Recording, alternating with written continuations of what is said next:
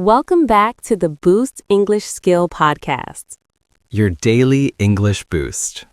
Hello, everyone. We are so happy you are here with us today. Yes, truly happy. It's always a good day when we get to talk with you. It really is. And hello to you, John. Hello, Luna. It's nice to be here, as always. Another cozy conversation. The best kind. For our new listeners, my name is Luna. And I'm John. We're friends and we love talking about life, ideas, and of course, English. Exactly. We create these conversations to help you learn English in a natural, calm way. Today, we are going to talk about something I think everyone knows, the fear of failure. Oh, yes, a very common feeling. That worry before we try something new or difficult. Before we begin, we should mention the English level for today. This is a B1 level conversation. That means we use clear, natural sentences in everyday storytelling. But, even if you are a strong beginner in A1 or A2 level, This is perfect for you to listen to. Just let the words flow over you. Enjoy it like listening to music. exactly. Don't worry about understanding every single word. Your brain is learning just by listening. And if you enjoy our conversation, please help others find us. A like, a subscription, or a share means so much. It really does. Thank you for that. Now, John, fear of failure. Where should we even start? Maybe we start with a simple question. What does fear of failure actually feel like for you? For me, it feels like a heavy blanket, a physical weight on my chest sometimes. A heavy blanket. That's a powerful image. I know that feeling. It's that moment before you send an important email or before you speak in a meeting. Or before you try to speak English with someone new. Yes, that's a perfect example. Your heart beats a little faster. Your hands might feel a bit cold. Your mind starts racing with all the bad possibilities. What if I say the wrong word? What if they don't understand me? What if I sound silly? Yes, the what if questions. They love to visit us at the worst times. They really do. And it's not just about English, of course. It's about anything where we might not succeed. Like trying a new recipe for friends, or applying for a new job, or even picking up a new hobby. Painting, playing guitar, learning to dance. The first step is often the hardest because of that fear. Why do you think that is? Why are we so afraid of not being good at something immediately? That's a deep question. I think society tells us we must be successful. We must be good. From a very young age, right? In school, we get grades A, B, C, pass or fail. Yes, so we learn that failure is a bad mark, a red pen on our paper, something to avoid. And we carry that idea into adulthood. We see failure as a final result, not a step. A step. I like that. What if we saw it as a step, not a stop? It would change everything, wouldn't it? But it's so difficult to change that feeling in our hearts. It is. Let me ask you this, John. Can you remember a specific time you felt a strong fear of failure? Oh, many times. But one that comes to mind, my first podcast recording. Really? Not our podcast, a different one? Yes, years ago. A friend asked me to be a guest on his show. I was so nervous What were you nervous about? that my voice would sound strange, that I would say something stupid, that people would listen and think, why is this person talking? Those are very common fears for a podcaster, even now sometimes. True, but back then it was very strong. I almost called him to cancel. What stopped you? I think I asked myself, what is the worst thing that can happen? And what was the answer? The worst thing was that I would be a little embarrassed. My friend might be a little disappointed, and then life would continue. It wouldn't be the end of the world. Exactly. It would not be the end of the world. And the best thing that could happen, I might enjoy it. I might help someone. That's a very practical way to fight the fear. Ask, what is the worst possible result? And usually the worst result is not a disaster. It's often just a moment of discomfort. A moment of discomfort versus the possibility of growth, it's a good trade. It is, but in the moment, the fear makes the discomfort feel like a giant monster. A giant monster named embarrassment. Yes, or his cousin, judgment. So, how was the podcast in the end? It was fine. Not perfect. I made a few small mistakes in speaking. I paused in strange places. But was it a disaster? No, it was not a disaster. Nobody wrote angry comments. My friend was happy, and I survived. You did more than survive, you learned. The next time was easier, right? Much easier, because the monster wasn't so scary anymore. I had already faced him. That's the interesting thing. The fear is almost always stronger before the event. The anticipation is the worst part, the waiting, the imagining. Once you start doing the thing, the fear often gets smaller. You are focused on the action, not the worry. Action is the antidote to fear, in a way. I believe that.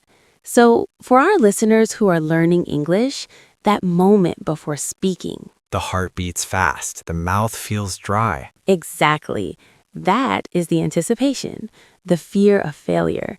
I will make a mistake. I will forget the word. But what is the worst thing that can happen? You might pause, you might say a wrong word. The person might ask, "Can you repeat that?" Or they might guess the word you are looking for. And then, the conversation continues. You're not a failure, you are a learner. Every single native speaker understands that learning a language is hard. They admire you for trying. That's true. When I hear someone trying to speak my language, I feel respect, not judgment. Me too. So that fear, it's often based on a story we tell ourselves, a story of harsh judgment. And the reality is usually much kinder, much more gentle. Let's talk about another side of this. Sometimes fear of failure stops us from even starting. Oh, that's the most powerful form. It's not fear during the action, but fear before the first step. The dream you never try, the project you never begin, the English course you never sign up for. Because the idea of trying and failing feels worse than the idea of not trying at all. But if you don't try, the result is guaranteed. You will definitely not succeed. That's a powerful point. If you never start, you have a 100% guarantee of not reaching your goal. While if you try, even with fear, you have a chance. Maybe a small chance, but a chance. I have a friend who wanted to write a book for 10 years. 10 years? Yes. Every time he sat down to write, he felt this pressure. It must be perfect. It must be a masterpiece. The fear of writing a bad book. Exactly. So he wrote one page, didn't like it, deleted it, and stopped for 10 years. That is so sad. The book inside him never saw the light. Finally, he made a silly rule for himself. I will write the worst book possible. The worst book possible? That's a funny rule. It is, but it freed him. He gave himself permission to fail, permission to write badly. And what happened? He started writing. And of course, it wasn't the worst book. It was just a first draft. It was messy, but it existed. The magic was in allowing himself to be imperfect, to make the failure part of the process. Yes, his goal changed from write a perfect book to write a complete draft, even if it's bad. That's a goal you can actually control. You can't control if it's perfect, but you can't control finishing a draft. I love that idea for language learning. The goal is not speak perfect English without mistakes. That's an impossible goal, even for native speakers sometimes. Right. The goal could be have one 5-minute conversation this week. Or learn 10 new words and use 3 of them. Small, controllable goals. They feel less scary. The chance of failing a small goal is smaller. And every time you complete a small goal, you build confidence. You prove to yourself that you can do it. The fear gets smaller with every small success. I'm curious, for our listeners, does this feel familiar? That fear of starting something big like English? If you've ever felt too nervous to join an English conversation or to watch a movie without subtitles, We understand. It's a very normal feeling. Maybe you can share your experience in the comments. we would love to read them. Now, another thought. Sometimes fear of failure is connected to our identity. Oh, that's deep. What do you mean? I mean, if I fail at this task, then I am a failure as a person. Ah, yes, mixing up the action with the person. I fail the test becomes I am a failure. It's a very dangerous way of thinking because it makes every small mistake feel like a personal attack. Learning English is full of small mistakes. That's how we learn. If every mistake means I am bad at English, it's so painful. We need to separate the action from our self-worth. I made a mistake is not the same as I am a mistake. Language is a skill, not a measure of your intelligence or your value. Think of it like learning to cook. If you burn the onions, you are not a bad person. You are a cook who learned not to use high heat. Next time, the onions will be better. It's just practice. Exactly. So when you forget the past tense in a sentence, you are not bad at English. You are an English learner who just found a point to practice. That's all. This mindset shift is so important. It turns failure from something scary into something useful. Feedback, not failure. I like that. Feedback. Every mistake gives you information. Oh, I need to review this grammar point. Or this word is harder to pronounce. I'll practice it 3 times. Suddenly, mistakes are not your enemy. They are your teachers. But this is easy to say and hard to feel. It takes time to change that emotional reaction. It does. One thing that helps me is to talk to myself like a kind friend. How do you mean? If my friend made a mistake speaking English, I would say, "That's okay. Don't worry. You're doing great." You wouldn't shout, "You failure, you will never learn." No, I would never. So why do I say those things to myself in my head? We are often much kinder to others than we are to ourselves. So I try to notice when my inner voice is cruel, and I gently change the words. I completely messed up that sentence becomes, I see, I mixed up he and she. I'll pay attention next time. Yes, it's a practice of self-compassion. Learning anything, especially as an adult, requires it. Let's talk about culture for a moment. Do you think some cultures have a bigger fear of failure than others? That's an interesting question. I think cultures that value very high achievement or have a lot of competition, Might create more pressure to not fail. yes, in some places, failing is seen as a normal part of trying. People say you fell down, get up and try again. In other places, there might be more shame connected to it, the idea of losing face. Right, and if you are learning English in a culture that is very afraid of mistakes, it adds an extra layer of difficulty. You are not just fighting your own fear, but a cultural feeling around you. That's tough. In that case, finding a safe space to practice is so important. A place where mistakes are expected and welcome, like our podcast community, we hope. Absolutely. Or a language exchange partner who is also learning. You can both be learners together. There is no judgment because you're both in the same boat. The goal is communication, not perfection. If you understand each other, you succeeded. Even with many mistakes, it's a success. That's a beautiful goal. It takes the pressure off. Wow, I'm just realizing how much of this fear is about pressure we put on ourselves. Pressure to be perfect, to be fast, to be impressive. What if the goal was just to connect, to share an idea with another person? Then every conversation is a success. The English is just the tool, not the product. The product is the human connection. That changes everything. It does. I want to go back to something you said earlier, John, about the friend who wrote the worst book. Yes? It reminds me of something teachers sometimes say. Fail forward. Fail forward. I love that phrase. It means use your failure to move ahead, not to fall back. Every failed attempt teaches you something that brings you closer to success. Thomas Edison, who invented the light bulb, said something like, "I have not failed. I've just found 10,000 ways that won't work." 10,000. He saw every failure as valuable data, necessary information. So when you try to speak English and it doesn't go well, you haven't failed. You've just found a way that doesn't work perfectly for that moment. You learned about your own limits. And now you know what to practice. You are failing forward toward better English. This is the growth mindset, the belief that abilities can be developed through effort. Versus a fixed mindset. I am bad at languages. I will always be bad. One mindset sees failure as proof of inability. The other sees it as a step in the learning process. Which mindset do you think most of us start with? I think society often teaches us the fixed mindset early on. You are smart or you are not a math person. Labels. They feel permanent. I am not an English person. But we can change that story. We can tell ourselves, I am learning English. It is challenging and I'm getting better. Small word changes make a big difference. I can't speak English becomes I can't speak English yet. That tiny word yet is so powerful. It opens the door to the future.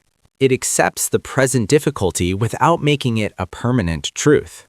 So, if you feel the fear of failure in English, maybe you can add yet to your thoughts. I'm not confident speaking yet. I don't understand fast conversations yet.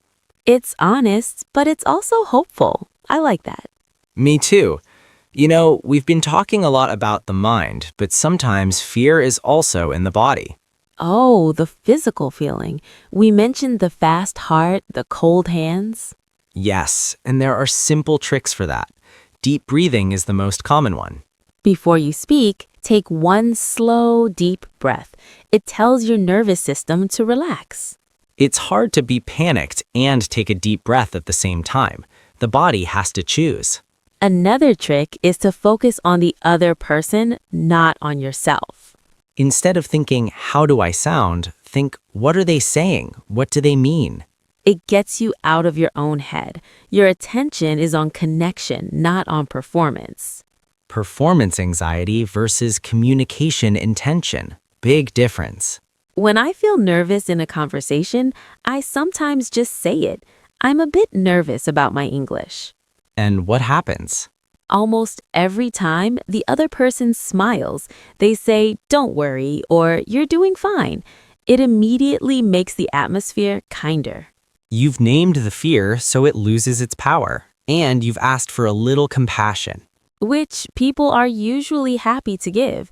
It's a very human thing to be nervous. We all are about different things. Acknowledging it creates a bond. So that's a practical tip. If you're nervous, you can simply say it. It's okay. Let's think about children for a moment. Young children are often less afraid of failure. They just try. They fall down, they cry for a minute, then they get up and run again. They don't seem to have that voice saying, everyone is watching you and judging. When do we develop that voice, do you think? Probably as we grow older and become more aware of other people's opinions. School, social groups maybe? We learn to compare ourselves. Comparison is a thief of joy, they say. It's also a creator of fear. She speaks better than me, so I shouldn't speak. That's a dangerous thought. But she might have been studying for 5 years and you for 1. It's not a fair comparison. The only fair comparison is you yesterday and you today. Are you a little better than before? That's the only progress that matters, your own progress. I think about this with our podcast. Some listeners understand 90%, some understand 40%. And both are completely okay. The listener who understands 40% today might understand 50% next month. That's amazing progress. They shouldn't compare themselves to the 90% listener. Everyone's journey is different. Everyone's starting point is different. So, fighting the fear of failure also means fighting the habit of comparison. It's a daily practice to keep your eyes on your own path. What about the role of stories, the successful people we admire? What about them? We often see their success, but we don't see their failures, the many times they tried and it didn't work. That's true. We see the famous author, not the 10 rejected manuscripts. We see the fluent English speaker, not the years of awkward conversations and mistakes. The finished product, not the messy process. This gives us an unrealistic picture. It makes us think, they did it perfectly, why can't I? But they didn't. They failed many, many times. Almost every great success story is built on a pile of failures. The failures are the foundation. So, if you are failing, you are in good company. You are doing what successful people do. You are building your foundation. That's a comforting thought. It is. Let's talk about a different angle. Sometimes fear of failure is a kind of protection. Protection? How? If I don't try, I can't fail. If I don't fail, my self-image stays safe. I can keep the dream alive in my mind. Ah, the perfect dream that never meets the hard reality. That's very clever of the mind. It is, but it's also a prison. The dream stays a dream. It never becomes real. The painter who never paints keeps the idea of being a great painter alive. But they never actually become a painter at all. It's safer, but it's empty. So the fear of failure is protecting a fantasy version of ourselves. Yes, and to grow, we have to risk that fantasy. We have to let it maybe be imperfect, maybe be less than we dreamed. That's a brave and difficult choice, to choose the real, messy attempt over the perfect dream. But the real attempt leads to real growth. The perfect dream leads nowhere. This is getting quite philosophical, Luna.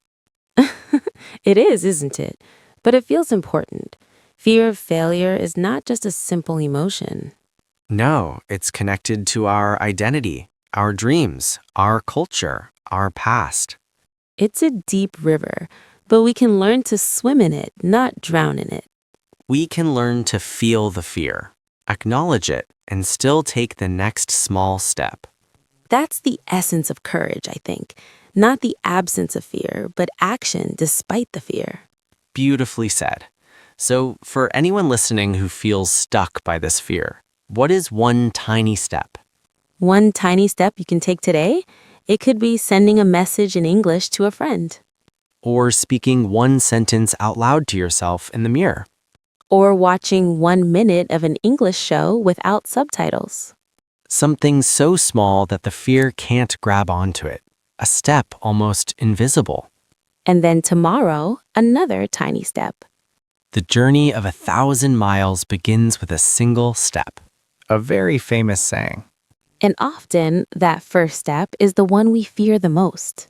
But once you take it, you are already moving. You are already on the path. The fear might walk with you for a while, and that's okay. It doesn't have to be the leader. You are the leader. You choose the direction. I'm curious how our listeners feel about this topic. It's something we all share in different ways. If you have a story about facing a fear of failure, especially in learning English, please share it with us. We read your comments and we learn from you too. It's a two-way conversation. Well, Luna, I feel like we have been talking for a while now. We have, and I feel so calm and thoughtful after this conversation. Me too. It's been a gentle exploration of a big topic. I hope our listeners feel the same, a little more understanding, a little more compassion for themselves. That is our greatest hope. Remember, your English journey is unique. Your fears are normal. And every time you listen to a conversation like this, you're practicing. Your brain is absorbing the rhythm and the words. So you are already making progress just by being here. Thank you for spending this time with us. Thank you. And please, if you enjoyed this, help us grow. A like, a subscription, or sharing this with one friend makes a huge difference. It helps us reach more wonderful people like you. We are Luna and John from the Boost English Skills podcast. Wishing you courage for your next small step. Take a deep breath and be kind to yourself. We will talk again very soon. Until then, have peaceful days. Goodbye, everyone. Goodbye. And don't be afraid.